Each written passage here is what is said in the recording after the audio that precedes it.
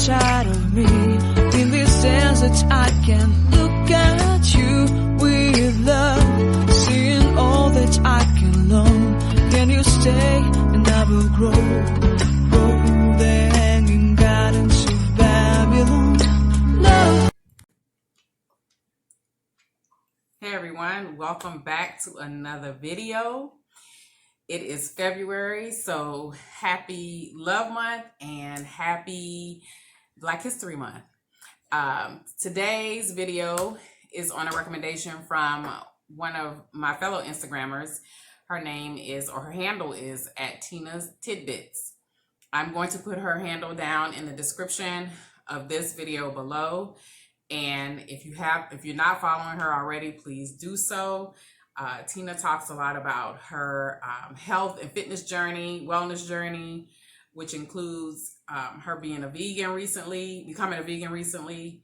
So head on over to her page if you haven't already on IG. It's @Tina's Tidbits. And again, Tina, thank you so much for suggesting this video. I really do feel like it's necessary. So let's jump right on into it. So the first thing I want to talk about is what self-care means to me. And then I'll talk a little bit about what I do for as far as a self-care routine. So self-care means to me kindness to self, right?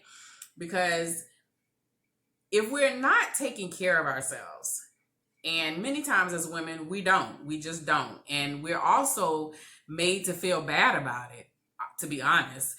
We're called selfish, we're called neglectful, and there is a huge difference between being selfish, a little selfish, and being neglectful. So I think if we extend the same kind of kindness to ourselves that we do to others, to our spouses, our children, our extended family, if we show that same kind of grace and kindness to ourselves, we'll be so much better for it. And we'll actually be better for and to those people that we're involved with on a day.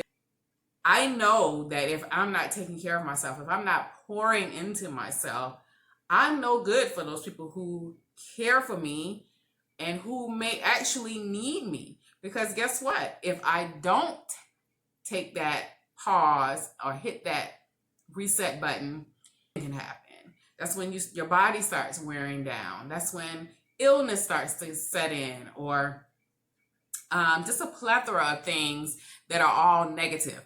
If we don't stop and say, hey, I really do need to look at what I'm doing and take care of me. So I'm going to talk mainly about self-care ideas at home, simply because it's 30-ish here in Atlanta. It's been raining all week.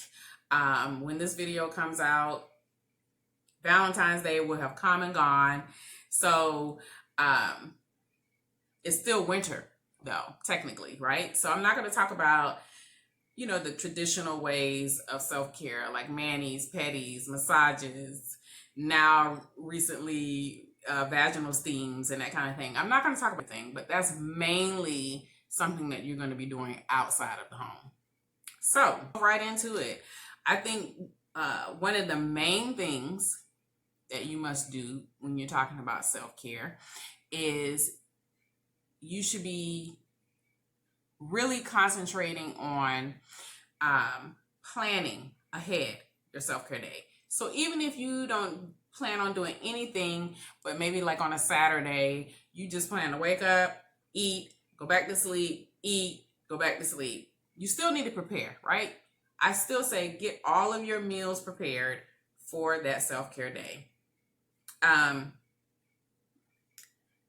an idea of what you're going to do on that day and really be intentional. The other thing, super important, is getting enough rest. So like I mentioned before, if your self-care day includes nothing but you going to sleep that day, that's totally up to you, no judgment. Something that I use on days like that, where I know I'm going to be taking several naps, or even just one nap, one long nap, is I use my eye mask. I don't remember where I got this from. I think it was a drugstore, maybe CVS, Walgreens, or something like that. But this is so essential, especially during the day. We get a lot of light that filters in to our place. And so if I'm taking a nap, I'm going to put this on my self-care day.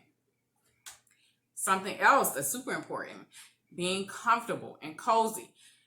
Buy yourself maybe a cute little loungewear set. Go to Walmart, Target, and get you a little loungewear set.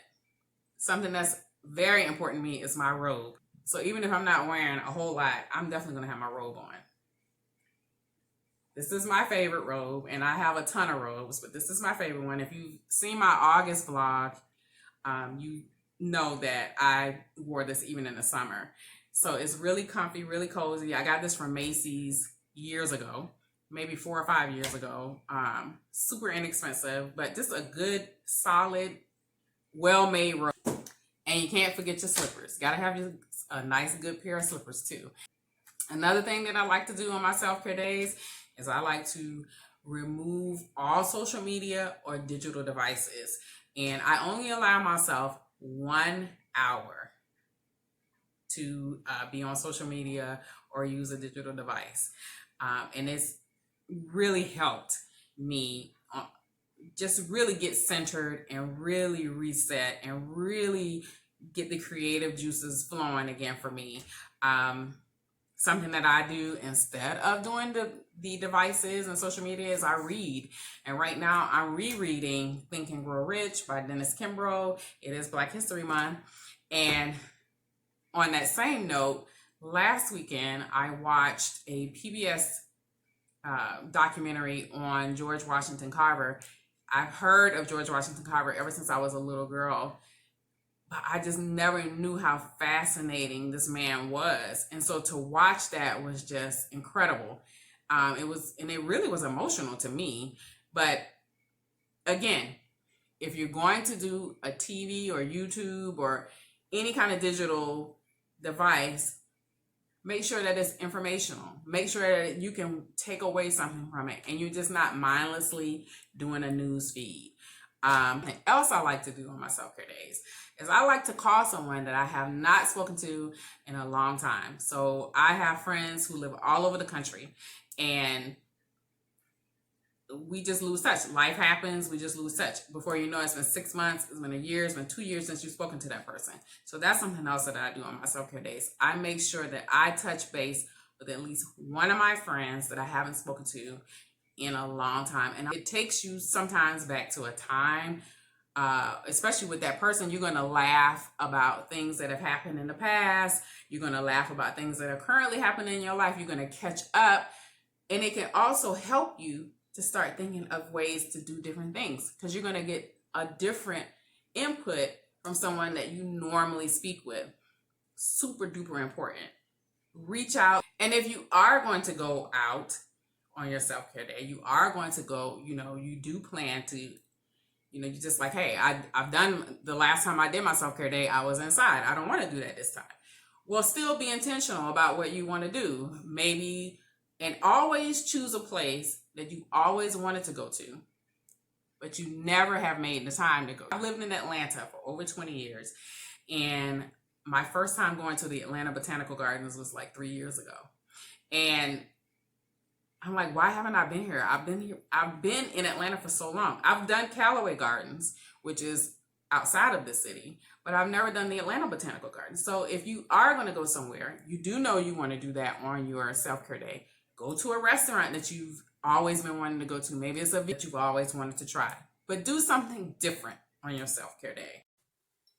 So as you're preparing for your self-care day, as you're getting yourself together, just remember that as you're doing these things, as you're praying, as you're meditating, as you're going deeper and finding out what it is you want for yourself, certain emotions and feelings are going to come up. And that's okay, but just be prepared for them, deal with them, and know that this is all part of that process of self-care. Thank you so much for watching, y'all, and I will see you in the next video. Take care.